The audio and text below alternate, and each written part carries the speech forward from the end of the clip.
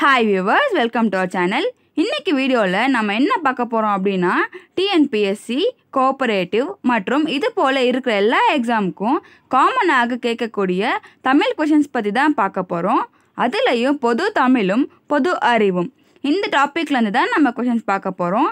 இந்த டாபிக்கோட 3rd பார்ட்ல இருந்து தான் நம்ம ஏற்கனவே क्वेश्चंस பார்த்துட்டு இருக்கோம். லாஸ்ட் வீடியோல நம்ம சில செட் ஆஃப் क्वेश्चंस பார்த்தோம்.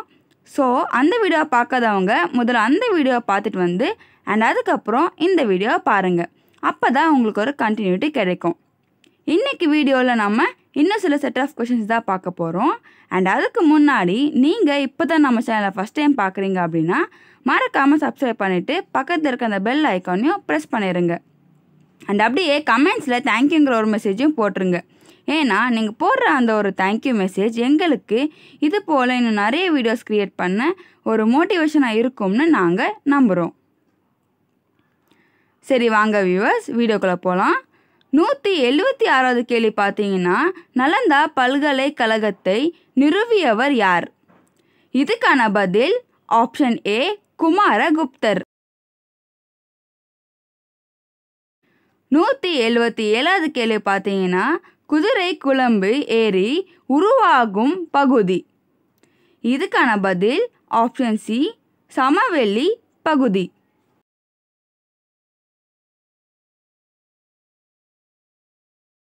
178வது கேள்வி பார்த்தீங்கன்னா, மிக குறைந்த நீளமுடைய தேசிய நெடுஞ்சாலை. இதுக்கான பதில் ஆப்ஷன் டி NH47A. 179வது கேள்வி, கீழ்கண்டவற்றை பொறுத்துக. மேட்ச் த ஃபாலோயிங் தான். இதுக்கான பதில் பார்த்தீங்கன்னா ஆப்ஷன் ஏ 2 4 1 3. 180வது கேள்வி பார்த்தீங்கன்னா, சத்தியமேவ ஜெயத்தே என்ற அரசு குறிக்கோளை தமிழில் வாய்மையே வெல்லும் என்று மாற்றியவர். இதுக்கான பதில் ஆப்ஷன் டி அண்ணாதுரை.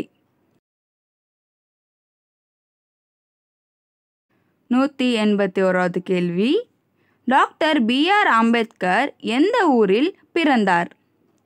இதுக்கான பதில் ஆப்ஷன் ஏ மகவு. 182வது கேள்வி பார்த்தீங்கன்னா, VOC சிறை தண்டனை எத்தனை ஆண்டுகள் பெற்றார்? இதுக்கான பதில் ஆப்ஷன் சி 40. 183வது கேள்வி, நம் வாழ்வில் ஒளி மறைந்து எங்கும் இருள் சூழ்ந்து விட்டது என கூறியவர் யார்? இதுக்கான பதில் ஆப்ஷன் டி ஜவஹர்லால் நேரு. 184வது கேள்வி பார்த்தீங்கன்னா, மும்பையில் நடைபெற்ற இந்திய தேசிய காங்கிரஸின் முதல் கூட்டத்திற்கு தலைமை வகித்தவர் யார்? இதுக்கான பதில் ஆப்ஷன் பி WC பானர்ஜி.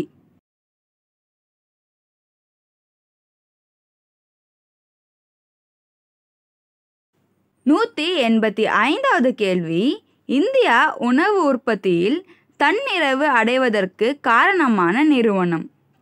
இதுக்கான விடை பார்த்தீங்கன்னா ஆப்ஷன் பி இந்திய வேளாண் ஆராய்ச்சி நிறுவனம் ஐகேர். 186வது கேள்வி பார்த்தீங்கன்னா, மக்கள் தொகை இவ்விகிதத்தில் அதிகரிக்கிறது என்று ராபர்ட் மால்தஸ் கூறியது. இதுக்கான பதில் ஆப்ஷன் பி பெருக்கல் விகிதத்தில்.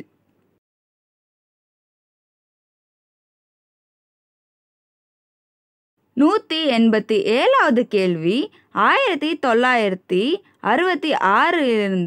69 ஆண்டுகளுக்கு ஆண்டு திட்டங்கள் பின் நடைமுறைப்படுத்தப்பட்ட 5 ஆண்டு திட்டம் எது? இதுக்கான பதில் ஆப்ஷன் டி 4ஆம் 5 ஆண்டு திட்டம். 188வது கேள்வி பார்த்தீங்கன்னா, பச்பன் பச்சாவ் ஆந்தோலன் என்ற அமைப்பு கீழ்கண்டவற்றுள் எதற்காக செயல்படுகிறது? இதுக்கான பதில் பார்த்தீங்கன்னா ஆப்ஷன் ஏ குழந்தை தொழிலாளி. 189வது கேள்வி, ஒரு முக்கோணத்தின் அடிப்பக்கம் உயரத்தின் 4 மடங்குக்கு சமம் மற்றும் அதன் பரப்பளவு 50 மீட்டர்² எனில் அதன் அடிப்பக்க அளவு. இதுக்கான பதில் ஆப்ஷன் சி 20 மீட்டர்.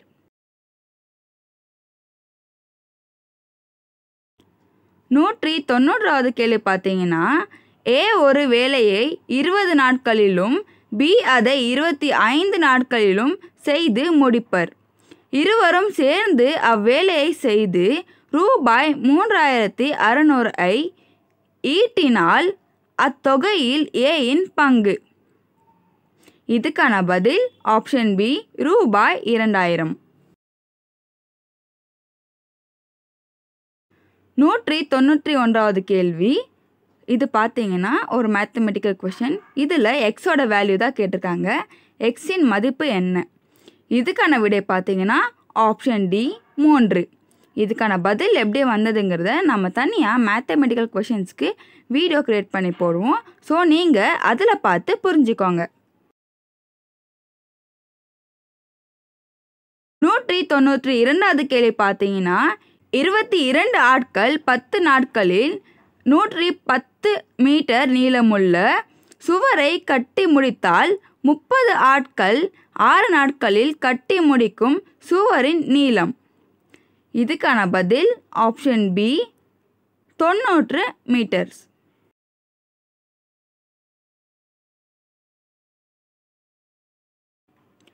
193வது கேள்வி, ஒரு செவ்வகத்தின் நீள அகலங்களின் விகிதம் 4:7 ஆகும். அகலம் 77 சென்டிமீட்டர் எனில் அதன் நீளத்தை காண்க. இதுக்கான பதில் ஆப்ஷன் சி 44 சென்டிமீட்டர். 194வது கேள்வி பார்த்தீங்கன்னா, ஒரு அறையானது 5 மீட்டர் 40 சென்டிமீட்டர் நீளமும் மற்றும் 4 மீட்டர் 50 சென்டிமீட்டர் அகலமும் கொண்டுள்ளவை எனில் அதன் பரப்பளவு. இதுக்கான பதில் ஆப்ஷன் பி 24.3 மீட்டர்², 24.3 மீட்டர்². 195வது கேள்வி சுருக்குக.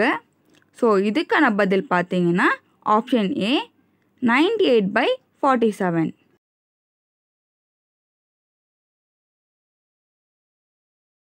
196வது கேள்வி பார்த்தீங்கன்னா, இதுவும் ஒரு மேத்தமெட்டிக்கல் கொஷின் தான்.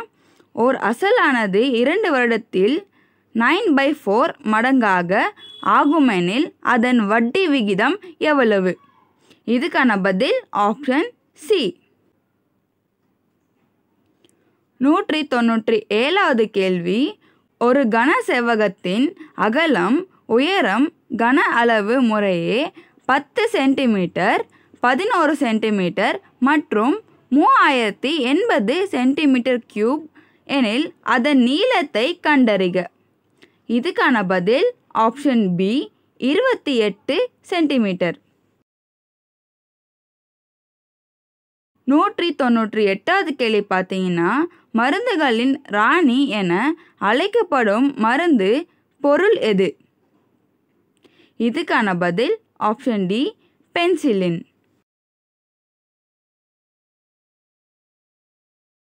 199வது கேள்வி, ஒருவர் ரூபாய் 1500க்கு ஒரு பழைய மிதிவண்டியை வாங்கி அதில் ரூபாய் 500க்கு பழுதுகளை நீக்குகிறார்.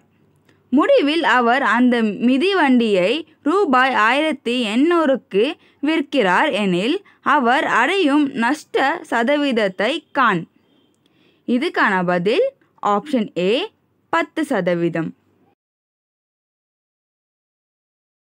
200வது கேள்வி பார்த்தீங்கன்னா, ஸோ இங்கே வேல்யூஸ் கொடுத்து அதோட எல்சிஎம் வேல்யூ என்னன்னு கேட்டிருக்காங்க. இதுக்கான பதில் ஆப்ஷன் பி. சரி, ஓகே வியூவர்ஸ், அவ்வளோதான்.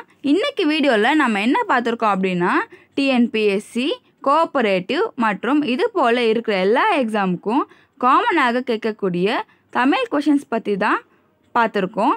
அதுலேயும் பொது தமிழும் பொது அறிவும் இந்த டாப்பிக்லேருந்து தான் நம்ம கொஷின்ஸ் பார்த்துருக்கோம்.